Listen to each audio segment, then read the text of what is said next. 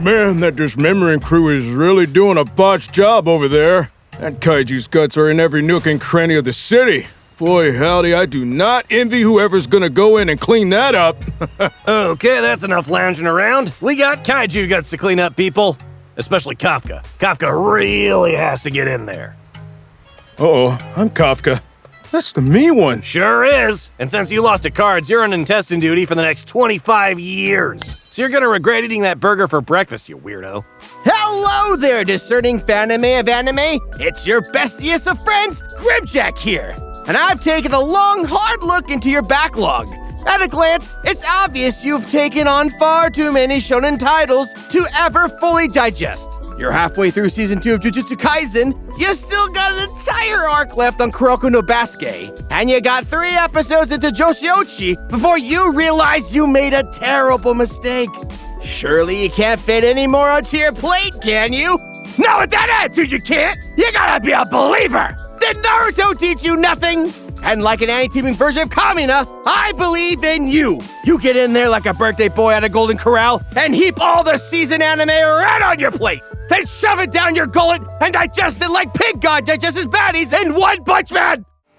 And of course, first up on the menu is one of the top contenders for the hottest newcomer on the block, Kaiju number 8. And funny enough, it features the character designer for every Naruto anime. So you might see a familiar expression here or there.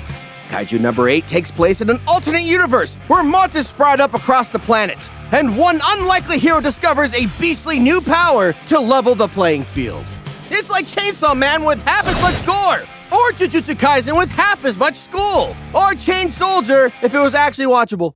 Anyway, as per usual, Japan is the hotbed for monster attacks. These fearsome foes terrorize the cities until members of the defense force attack their weak points for massive damage.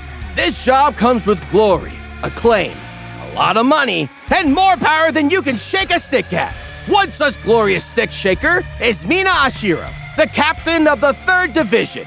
On top of all the other perks that come with kaiju killing, she's also pretty. So you better believe she's like the Captain America of the military. And once again, Mina Ashiro saves the day. This marks the 100th monster kill this week alone. A new record for anyone ever. It's cool that Mina is living our dream that I had first. She just kind of piggybacked onto my thing, but hey, I'm living the high life. I've got... and there's... plus there's... Truly, she is the best of the best, and hopeless halfwits watching this alone in their dimly lit apartment, surrounded by empty beer cans, should feel awful for comparing themselves to her. The Lord is coming, and so am I. What is this breaking news? Breaking my heart! Yes, said it, unnamed stranger. However, our story does not begin with her. For as you see, once the job is done, a special disposal team is sent out for the thankless task of cleaning up the corpse. You know how in Monster Hunter you chop off a tail and use it to craft some sweet new armor? It's kinda similar, except instead of new gear, they're getting an above-average pay rate and an above-average amount of alcohol consumption. Amongst these unsung heroes is Kafka Hibino, the hero of our story. He's a 32-year-old no-hoper who is floating miserably through life. He was friends with Ashiro back when they were kids, and they vowed to join the defense force together to save the nation.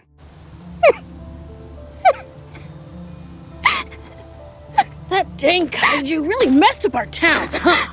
I took everything, like our houses and the school. Well, at least we don't have school tomorrow. I was gonna fail that math test for sure. Kafka, what the heck? Aren't you sad? In an emotional way? I mean, not an existence way, because, you know, your existence is sad. Dang, Mina. If you fought the kaiju like that, maybe our town would still be here. I'm gonna join the defense force. I said it first! That means I'm gonna be a way cooler member! Yeah, right. You're gonna be the guy who cleans up after me because I'm so cool. Yeah, right. As if Kafka Hibino would ever be shoveling monster poo. Kafka Hibino, the monster poo needs shoveling! Why did Mina have to be strong, pretty, and right? She went on to become an icon, and he went on to become lesser things. Maybe he's got a few Employee of the Month certificates piled up underneath the empty pizza boxes and broken dreams. After he failed his bid to join the Defense Force, Hibino settled into a career with Monster Sweeper Inc. He may be a loser, but he's a reliable team member, so they entrust him with the new rookie, Leno Ichikawa. I can't shake the notion that he looks like a Resident Evil protagonist, and his name is an anagram for Leon, so I assume I'm onto something here. I guess that would make Hibino that guy who hid in the shipping container in Resident Evil 3? He was always my favorite character. Hey, everybody! The dark circles under my eyes are from being punched by a really small kaiju, not from all the crying myself to sleep I've been doing. I sleep normally. Enough of your silly jokes, funny man. You got a new guy to teach. His name's Leno Ichikawa, a real Bishonen pretty boy with dreams of being the best of the best in the Special Defense Force. Get a good look at this guy, Leno. Make sure you don't end up like him when you grow old and useless. Yes, I remember having dreams, but those days are behind me! Why? Why did you give up being part of the Defense Force? I'm over 30 years old. My knees and my back are always just a little messed up. And have you ever, slept a little wrong on your side and your entire skeleton is just 1 degree off from center? Your neck is just messed up enough to give you a headache? No. I can't say I ever have had that happen, and it never will. That's old people talk, old person. You could practically be my dad. Now, if you'll excuse me, I have a duty to perform. What a kind, respectful, attractive young man. You could learn a lot from him, Kafka. Ooh, boy! If that kid wants to put his life on the line and be in the Defense Force, then I'll make sure he knows the true meaning of duty! Ichikawa is the strong and silent type who wants to get into the Defense Force someday. He's a little surly at times, but he has a good heart underneath. Speaking of good hearts, that's exactly the kind of thing that is in high demand in this line of work. Monster pieces are carefully removed and distributed to various companies, where they'll be used in research and agriculture. Even the crap! Then the less desirable parts are dumped somewhere else. School cafeterias, maybe. Great, I love this mystery meat. I wonder where it came from. You wouldn't want to know. Hides monster piece container. Not, and it also says not for consumption. They don't need to know that. Ichikawa is a little mouthy towards his hapless senpai at first, but Hibino wins him over with his knowledge and kindness. They share a tender moment together when the shift is over, until a middle-sized monster breaks forth through the ground. This is what's known as an afterbeast, a parasitic creature that appears in the wake of the main monster to leech off the scraps. It's basically the Nick Frost of the main monster, Simon Pegg. Hey, Kafka, Oh, Ichikawa wants a shot at the reigning champ? Well, come on, pretty boy. Do your worst. We got universal healthcare. I ain't afraid of nothing. No, I just wanted to thank you. You helped me get through my first day, and I couldn't have done it without you. Shoveling that much waste was a truly, truly humbling experience, and I may have suffered ego death from it. Whoa. I wouldn't have admitted any of that. You're a better guy than me. Of course I'm better than you! Get out of here, Ichikawa! Go call for help! Have you gone senile? You and your old bones can't take this thing on all by yourself! I may be old, but these bones got one last ride in them. When you inevitably become a big shot at Defense Force Inc. and your memoirs become a screenplay, make sure this moment is super dramatic, like it's a huge moment in your life. Will it be, though? Oh, come on! Hibino nearly shoves Ichikawa out of harm's way and tells him to run for help. In the meantime, he holds the monster off about as well as you expect. He gets his ass put through the ringer and is on the threshold of death until the 3rd Division steps in to finish the job. Ashiro flashes a judgmental look at her former friend. Though in fairness, she's the one who failed to account for this afterbeast in the first place. So let's dial the smugness down a little bit, okay, Mina? Hibino and Ichikawa end up in the hospital following the encounter, where Ichikawa gratefully thanks Hibino for saving his life. He reminds him that the Defense Force just started accepting applicants under the age of 33. So there's still one last shot to fulfill his dream. It's truly Hibino's Izuku Midoriya moment, where he is shown that even he can become a hero. I mean, let me guess, he's gonna have to eat something to become more powerful. Let me just look a couple pages in. Well, folks, I have some news for you. A talking bug then comes into the room and forces itself down his throat. A bit less charismatic than the standard All Might, but hey, someone on Tumblr is probably into this slithery little guy. All that effort today, and all I managed to do was barely make it by the skin of my teeth. If only I was stronger, then this hand of mine could use its power for good instead of the horrible things it does now. Hey, Kafka? Yes, Ichikawa? You, saved my life out there today. You should keep trying to play the hero. You're really good at it. Whoa! That's the most encouraging thing anyone has ever said to me. I feel like I could punch the sun. Could you stop making that high-pitched whining noise, though? It's really distracting. I'm your fairy wish kaiju, here to grant your wish in a way you don't expect. Through the power of love and friendship? Hey, that's pretty close. Let me demonstrate. You okay, Kafka? You were making a Weird noise? Ichikawa. You're looking at me like there's something on my face. Is there something on my face? You gotta tell me if there's something on my face. It's the law. It's not too clear what this winged interloper's agenda is, though it expresses satisfaction when it has found its target. Shortly after engaging in some intense vor, my least favorite of all the fetishes, Hibino changes forms. Suddenly, he's some kind of monster himself. Now that's what I call Kafka-esque. While an excellent nod to a literary great, it's not literally that great when you're in a hospital full of monster victims. An old man takes one look at this situation, says a big nope, and notifies the defense force like a lousy-ass snitch.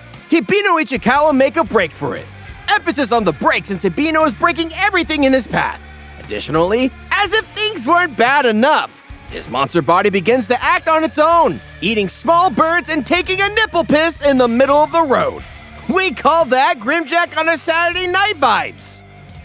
That was one time, guys. Why are we bringing this up now, guys? It hasn't happened since! He stops in his tracks when he senses another monster about to emerge, doubling back to save a small child and her wounded mother from being gobbled up. He obliterates it with a mighty punch, and then stands in a shower of its blood. A health reminder to always stay hydrated. Don't worry, Mama. I'm gonna wish on a star, and I'm gonna get freak strength and shove this concrete out of the way with my freak strength. Baby, no. Maybe use your freak strength to run. Run now, please. Please run now. Run! For the love of God, please just run away. Why didn't Mama raise a coward?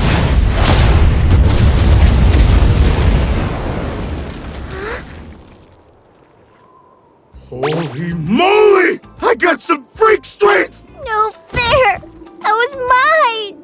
Give it back. Sorry, kid. No texies backsies? Dang it. Also, shouldn't you be freaked out that I'm a kaiju? All right.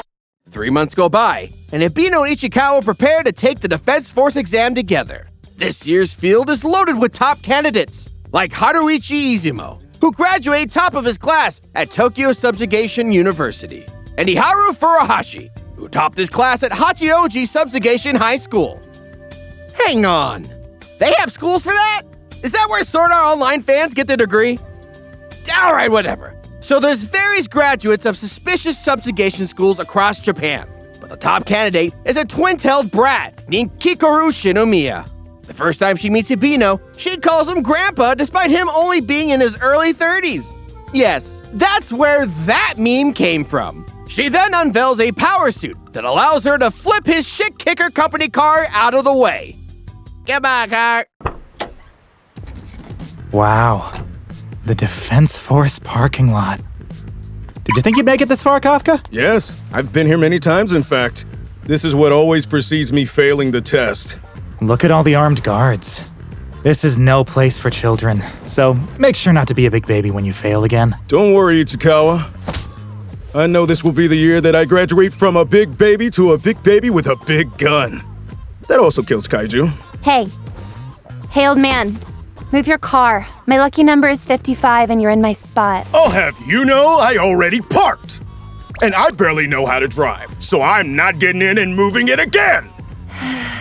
Guess I'll have to move it myself. I don't care what kind of special suit you've got, I am not giving you my keys. What?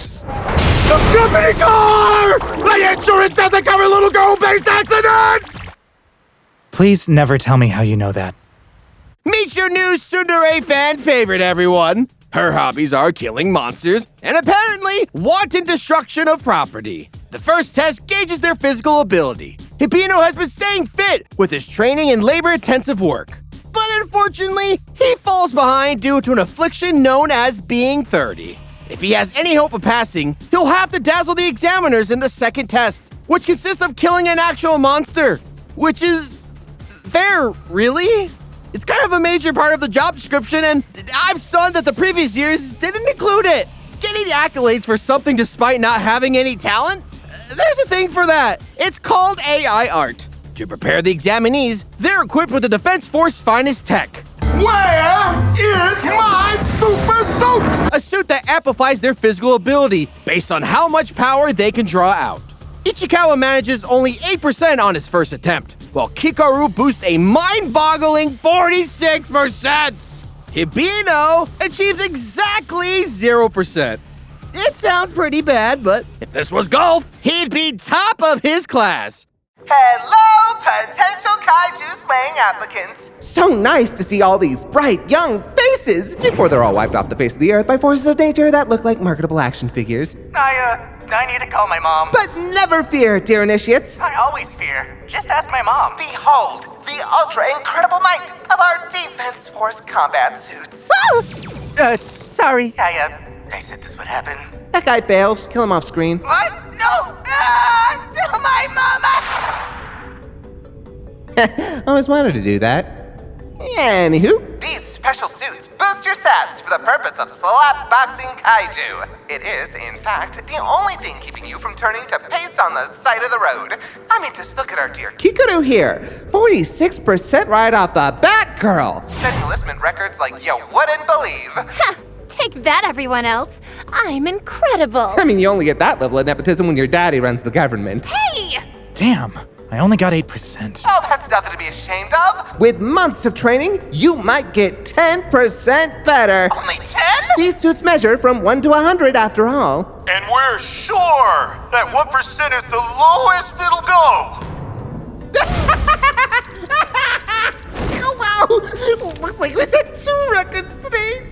How is that even possible? No, I'll totally get it. I'm probably just a grower, not a shower, guys. Sensing they're overmatched, Hibino Ichikawa elect to focus on supporting roles instead, where years of toiling in monster disposal is finally paying dividends. Hibino knows their anatomy, their weaknesses, their social security numbers, whether they ship Cloud with Tifa or with Sephiroth, everything! Unfortunately, 0% doesn't help you tank a lot of hits. So when Hibino gets jumped from the side, he receives multiple fractures and internal organ damage. But despite this, he refuses to give up. Not even the authorities can stop him. Again, it's Grimmjack on a Saturday night. Busted orbital socket, ankle swollen to the size of a baseball. Screw you! I'm getting to the club! I gotta dance! In a last-ditch effort, he's forced to enact Operation Teamwork, aka getting on Ichikawa's shoulders like a 5-year-old at a Wiggles concert. Unfortunately, Kikoru finishes the job before they can pretty much make an impact beyond feeling as stupid as they look. But what's this? An unknown monster appears on the battlefield and wounds Kikoru with a blast from his finger. He begins to revive the fallen monsters and... He can talk. I did it, Papa. I'm going to get a perfect score. Nothing's gonna stop me from hearing you say that you love... Booga booga kaiju noise! Oh, sorry. Were you saying something? I just couldn't help it. You were standing there perfectly still like a stupid bird. I'd call you a sitting duck, but those went extinct. You know how they went extinct? Hunters were like this. Oh, wait, get back up. I think I have a funnier line. Are you serious? She actually got back up. Do you see this? I didn't have another line. I just wanted to shoot you more. Oh, I got you so good. Classic kaiju bit. Maybe you guys should go out and help them? Hold on. I really wanted to hear that funnier joke. He might still tell it. She's lost a lot of blood. Fine, we'll go. Kikoru's lost a lot of blood at this point. But it's okay. Her fancy schmancy Nepo baby suit can close her injuries. Unfortunately for her, however, this top hat wearing kaiju isn't out of ammo. He fires several more shots into the bloody Kikoru and triggers a flashback of her demanding father. A flashback that goes a little something like this. So, I hear you've got something to tell your papa. So why are you here talking to me? You're my papa, though. Huh. No wonder you look like a tiny version of my dead wife.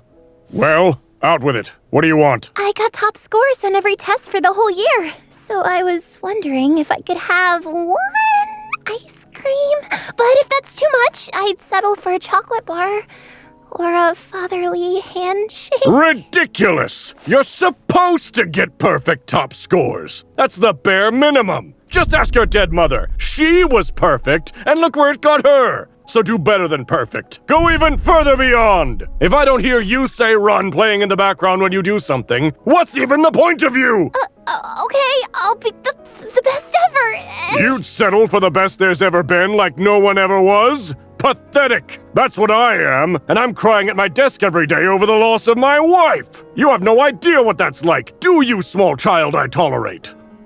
That sounds hard. But I love you, Papa. Ew! Stop saying forbidden words like love and pumpernickel. And maybe I'll grant you a single meeting with me in the next 5 to 7 business years. Now be gone. The butler will show you out. But I live here. Yeah, well, so did your mother. Yes. Separated from the rest of the group and sporting several injuries, Kikoru's only hope is that Hibino is selfless enough to put himself in danger by transforming into his monster form. And of course he does just that. Because he's a lovable monster boy with a heart of gold and a bladder made of unidentifiable flesh parts. In the aftermath, the mysterious talking monster discovers that his intervention failed to tally a single fatality. He sulks in the toilet stall for a little bit, like Lindsay Lohan in Mean Girls, before transforming into a human form. Apparently, break time is over, and it's time to rejoin his colleagues in the Monster Sweeper Cleanup Crew? Horrible news today. The Special Defense Force training field was attacked by numerous kaiju. Horrible for you, maybe? Give me that body count. Daddy wants a body count. I know I killed at least one little girl. A tragic event that's left us all wondering why. When will the carnage end? Yada, yada, yada. Get to the good stuff. And this reporter is happy to say that day is today, as this attack left 0 dead in its wake. What? 0? Nobody even died from like a heart attack or something? Even the 106-year-old kaiju slaying grandma on base is alive and well. She slept through the whole thing, she says. Never mind, news reporter Bill. This was horrible news. Hey, new guy, you done pooping in there yet? Yes, boss. Everything came out very normally from my one normal human butt. Never say those words to me again. Now get out of here. You've been in there for 6 hours. I'll get you, Tokuda. I'll get you and that 106-year-old kaiju slaying grandma. That doesn't go there. What a twist! How will this affect our heroes? Are all janitors actually just evil monsters in disguise? Next time I see some guy cleaning the floors, I'm just gonna punch him in the dick just to be safe. And that's where we're gonna call it for this episode. Make sure to keep an eye on Kaiju number 8, carrying the torch from solo leveling as the much-watched shonen hit of the season. And next time you see poor old Grimmjack somewhere in a gutter over the weekend, please consider giving me some water and turning me on my side. Trust me, that's my idea of a good time. If we get 7,000 likes, we'll continue detailing the exploits of Kafka's journey and whether he passes his test or not. Yeah, hopefully he does, or the next video might be pretty short. All right, this is Grimmjack signing out. Peace!